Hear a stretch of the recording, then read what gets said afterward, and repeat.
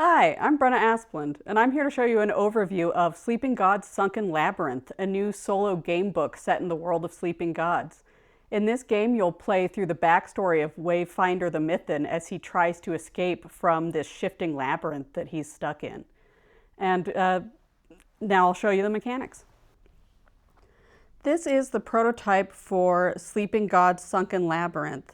The final version will have, probably a bit different graphic design, and it will all be contained in one book, but this still gives you an idea of what to expect. This is your character sheet. This is where you're going to be tracking most of the important stuff throughout your campaign, including like your health, the length of the chain that's keeping you trapped in the labyrinth, etc. At the very beginning of your first campaign, you will have 3 lengths of chain, 2 strength skills, 0 in all other skills.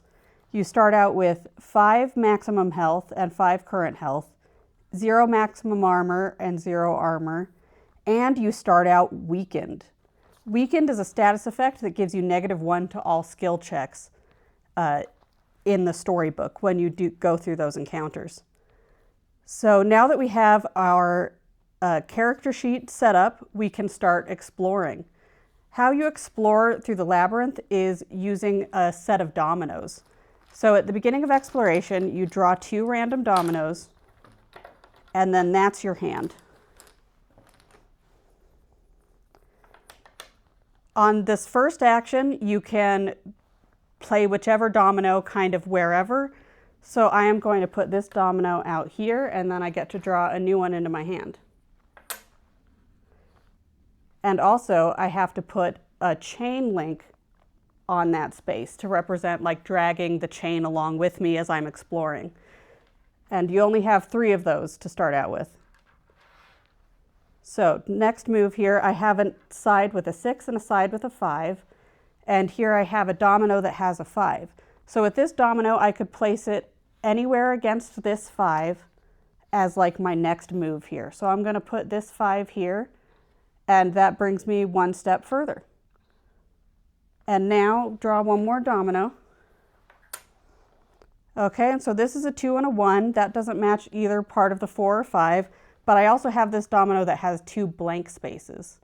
At any point, you can use a blank space on a domino as sort of a wild card to match with any other number, but it costs 1 health. So let's say I'm going to keep going down this corridor. I'm going to use this blank piece here, but that does cost a health. So now I only have 4 out of 5 health. And I place my final chain token. And draw 1 more domino. Now, if I had a longer chain, it's possible I could keep going at this point, but if you reach the end of your chain, or if I didn't have any dominoes I could legally place on my current domino, that's a dead end. When you hit a dead end, that's when you pull out the storybook.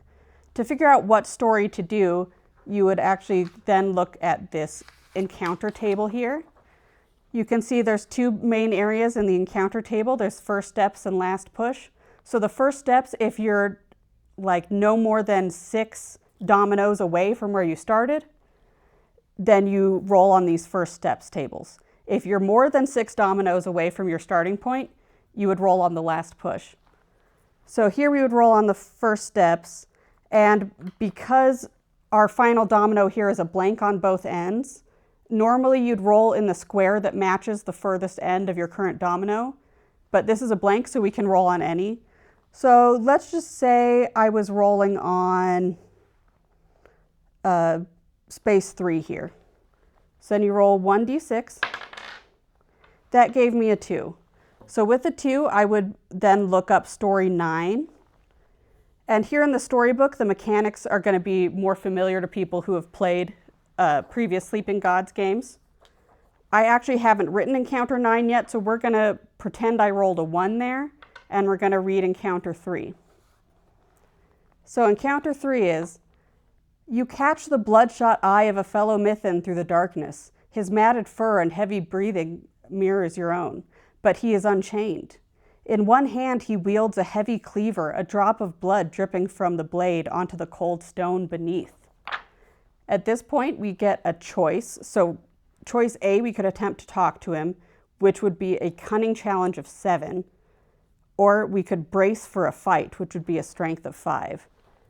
Currently, we have 0 bonus to a cunning roll, and we have a +2 to strength.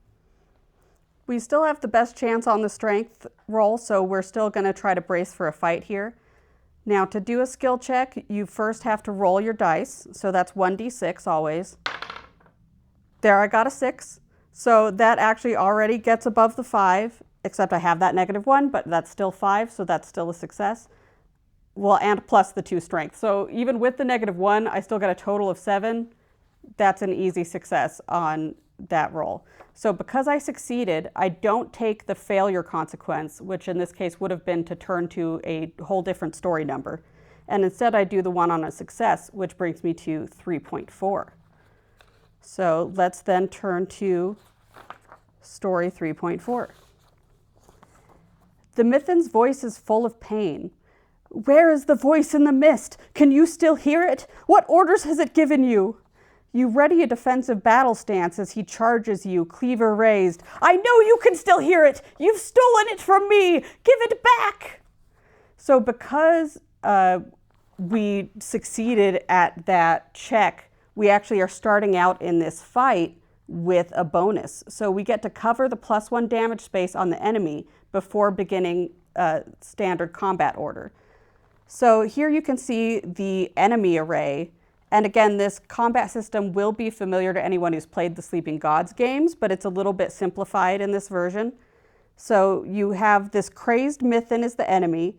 He has a defense of 3 and does a basic damage of 2. Then these spaces with the hearts on them, that's his health. We have to cover all of those in order to defeat the Mythen. But also when he does a counterattack, these bonus abilities might apply, and those seem bad, but because we got that success, we get to cover this up before we even start combat. Now, the flow of combat is attack and counterattack. You always go first with an attack. To make an attack, you have to decide what weapon to use. When you start out, you only have a basic weapon, which is your fists, which have an accuracy of +1 and do a damage of 0 plus strength. Or you could have an advanced weapon equipped. We don't have any advanced weapons equipped right now, so we don't have anything there. So we have to use our basic weapon. So we will be rolling for that. You roll your dice. I got a 6 again. I'm really lucky today for some reason. So that is 6 plus 1, so that's a total accuracy of 7, and his defense is 3. So as long as we roll above a 3, we hit. And when we hit, we get to do the full damage of the weapon. Here, the basic damage is 0 plus the strength bonus. Our strength bonus is 2, so we do 2 damage. So for now, we're going to cover up these 2 hearts to make some progress towards defeating him. And you do have to place all of the damage from one attack adjacent to each other. So like imagine it being 1 hit. Now the Mythen is going to do a counterattack. The counterattack, his basic damage is 2. If he had any other bonus damage, it would be included, but we've already covered that up. So we're going to take 2 damage. So that brings our current health down to 2. Plus he has this other bonus ability that triggers right now, which is Madness. Madness is another status effect. So we have to mark off that we are now mad, which means we cannot backtrack in the labyrinth. Backtracking is something I will get into a little bit more later. And now that we've taken that counterattack, we get to attack again. So we're still going to use our fists here, since that's all we have. So that's only a 3 on the accuracy, plus 1 is 4, so that's still higher than the defense, so we still get to do our 2 damage, which we can use to cover up the final heart here, which defeats the Mythen. Then you can see when defeated, turn to 3.5, so we know where to go now that we've won this battle. And let's see what the results are. You have seen many of your kind fall before, some even by your own hand in the confused heat of battle. But never before has it filled you with such sorrow. Though his body was unchained, his mind was not. He could not handle walking into the abyss of his own free will. If only... No, you cannot spare the time to worry over such things. You must tell yourself this is for the best. Perhaps in death he has found true freedom. You take whatever looks useful and continue on into the darkness, the blood of your fallen brother dripping onto the stone behind you. So now as rewards, we gain +1 max health. So now our maximum health is 6 instead of 5, but that doesn't change our current health. So we're still only 2 health. We also gain food, so we mark this checkbox off here to show that we've found food today. And we get a cleaver. That's an advanced weapon. So we would write that down. The name of the weapon was a cleaver. And it has an accuracy of +1 and damage of 1 plus savvy. So currently our savvy bonus is 0, but if we ever get some more savvy there, then that might actually end up doing more damage than our strength weapon. But you can see that there are potentially trade-offs depending on your stats with what weapon is the best to use. And you can only ever have one advanced weapon at a time. So if later in a different encounter we discovered like a way obviously better weapon than that, we would have to give this one up, erase it, to equip the new one and possibly never get the cleaver back again. And this also now says cross this encounter off on your encounter table. So you go to the encounter table and you cross this off. So if you were to roll this encounter in exploration again, you would actually have to re-roll and do a different encounter. And then finally, the final instruction is to turn back. So that means we go back to the exploration phase. And from this point, we could backtrack, except we currently have madness, so we can't. But theoretically, if we could backtrack in the maze, you would pick up pieces of your chain to like drag it back into the maze. And from any other point, you could continue on. So here with our current hand of dominoes, if we backtracked all the way to our starting room, we could match this 6 and keep going from there until we hit another dead end and have to do another story. Now, at any point in the exploration, if you are unable to continue, so this time because we have madness, actually we're not able to continue right now. But other reasons you might not be able to continue could be because you don't have any dominoes that allow for a legal move anywhere in the dungeon that like your chain can reach, or you reach 0 health, 0 current health. Then that would end the day.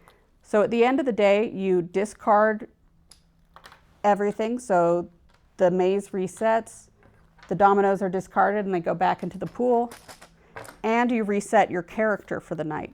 So the health and armor reset to maximum. So because our maximum is now 6, we reset our current health to 6. We still have 0 armor, so that stays the same. We also then reset any status effects, so we are no longer weakened or mad.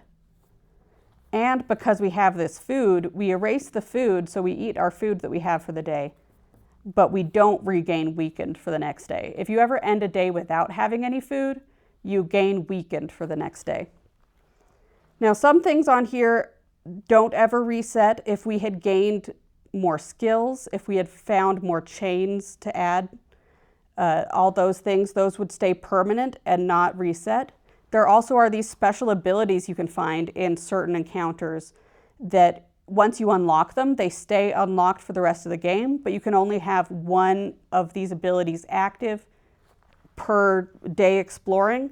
But at the beginning of the day, at the end of that day phase, you get to choose which unlocked ability you want to take into the next day. So some of these abilities, we have this one that is like the Finder of Ways, that for the first 6 steps, so that's the first 6 dominoes down into the dungeon, you can have up to 3 dominoes in your hand instead of 2, which gives you a bit more flexibility in exploring. Some of these give you +1 damage on combat rolls. Like there's a variety of abilities you can find there. So your ultimate goal is to eventually escape the maze, and you're going to do that by exploring over the course of many days and slowly building up your abilities and eventually finding an escape in one of these last push encounters. And you're going to have to discover through random exploration the specific ways to do that. There's a bit of randomness involved, but as long as you keep pushing, you're eventually going to build up and you're eventually going to find your way out.